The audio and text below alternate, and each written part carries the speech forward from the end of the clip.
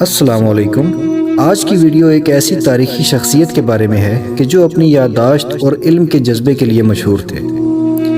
اس شخصیت کا نام ہے حضرت عبداللہ بن المبارک رحمۃ اللہ علیہ۔ حضرت عبداللہ بن المبارک حشام بن عبد الملک کے دور میں پیدا ہوئے۔ حضرت عبداللہ بن مبارک ایک انتہائی پرہیزگار مسلمان تھے اور آپ احادیث جمع کرتے تھے۔ آپ کو امیر المومنین فی الحدیث کا بھی خطاب ملا۔ حضرت عبداللہ بن مبارک رحمۃ اللہ علیہ کی زندگی کا ایک سچا واقعہ، جس سے ہمیں یہ سبق ملے گا کہ اللہ اور اس کے رسول صلی اللہ علیہ وسلم نے جو احکامات زندگی گزارنے کے لیے ہمیں بتائے ہیں ان پر کیسے عمل پیرا ہوا جائے۔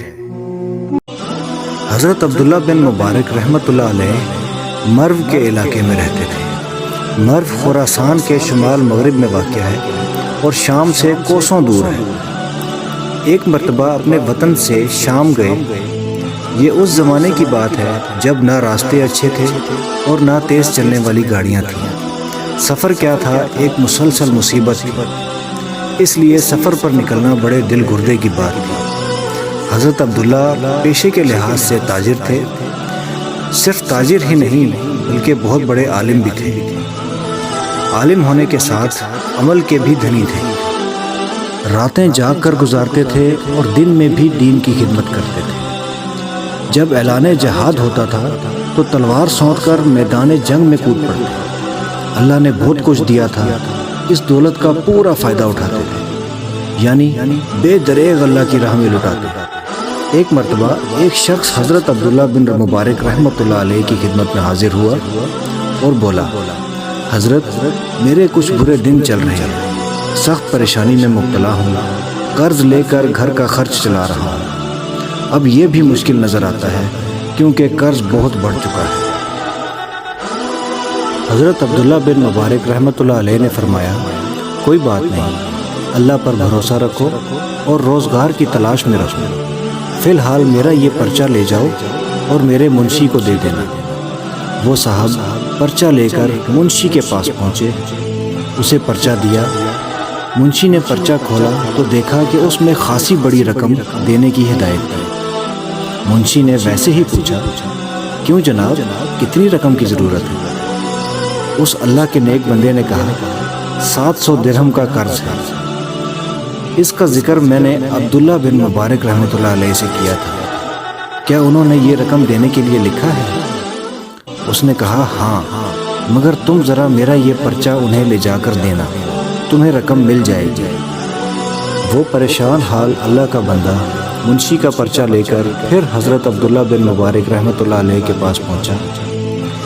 آپ نے جب پرچہ پڑھا تو بڑی تکلیف ہوئی، کیونکہ منشی نے پوچھا تھا، یہ شخص تو 700 درہم کا مقروض ہے، آپ نے اسے 7000 درہم دینے کو کہا ہے، لکھنے میں کچھ بھول تو نہیں ہو گئی؟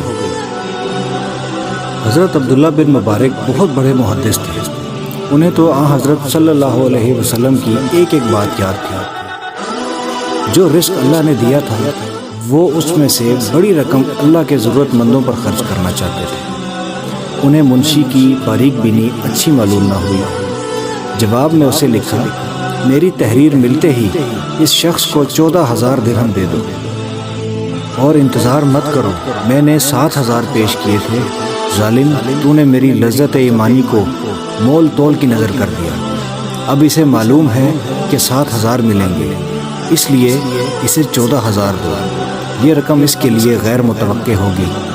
اللہ کے نبی صلی اللہ علیہ وسلم کا فرمان ہے کہ جو شخص کسی مسلمان کو اچانک خوش کر دے گا تو اللہ تعالیٰ اسے بخش دے گا، اور جو کچھ اس نے اللہ کی راہ میں دیا ہے اس سے کہیں بڑھ کر دیا جائے گا، اس میں ذرا کمی نہ ہوگی۔ ایک بار یہی حضرت عبداللہ بن مبارک رحمۃ اللہ علیہ اپنے وطن مرو سے کئی سو میل کا سفر کر کے شام گئے اور وہاں سے لوٹے تو مرو پہنچ کر انہوں نے دیکھا کہ ان کے پاس کسی کا ایک قلم رہ گیا ہے۔ فوراً یاد آیا کہ یہ تو انہوں نے شام میں ایک شخص سے تھوڑی دیر کے لیے لیا تھا۔ معمولی قلم تھا، اس کی کوئی اہمیت نہ تھی، لیکن اللہ سے ڈرنے والے حضرت عبداللہ بن مبارک رحمۃ اللہ علیہ کے لیے یہ امانت لوٹانے کا مسئلہ تھا۔ فوراً سنبان سفر درست کیا اور دوبارہ شام کی طرف نکل کھڑے ہوئے۔ مہینوں کی راہ چل کر وہاں پہنچے، اس شخص کو ڈھونڈا، وہ مل گیا تو قلم اس کے حوالے کر کے معذرت کی کہ لوٹانے میں دیر ہو گئی، غلطی سے یہ میرے ساتھ مرو چلا گیا تھا۔ اس شخص نے قلم واپس لے لیا تو حضرت عبداللہ بن مبارک رحمۃ اللہ علیہ نے اللہ کا شکر ادا کیا کہ اللہ نے مجھے خیانت سے بچا لیا۔ حالانکہ وہ قلم معمولی حیثیت کا تھا، لیکن انہیں یہ پتا تھا کہ سورۃ النساء میں قادر مطلق کا ارشاد ہے، مسلمانوں، اللہ رب العزت تمہیں حکم دیتا ہے کہ امانت والوں کی امانتیں ان کے حوالے کر دو۔ ان واقعات کو بیان کرنے کا مقصد صرف یہی ہے کہ ہمارے اندر بھی وہ جذبہ پیدا ہو کہ جس کے تحت ہم اللہ اور اس کے رسول صلی اللہ علیہ وسلم کے بتائے ہوئے راستوں پر اپنی زندگی گزار سکیں۔ اللہ تعالی ہم سب کو عمل کی توفیق عطا فرمائے، آمین ثم آمین۔ یا اللہ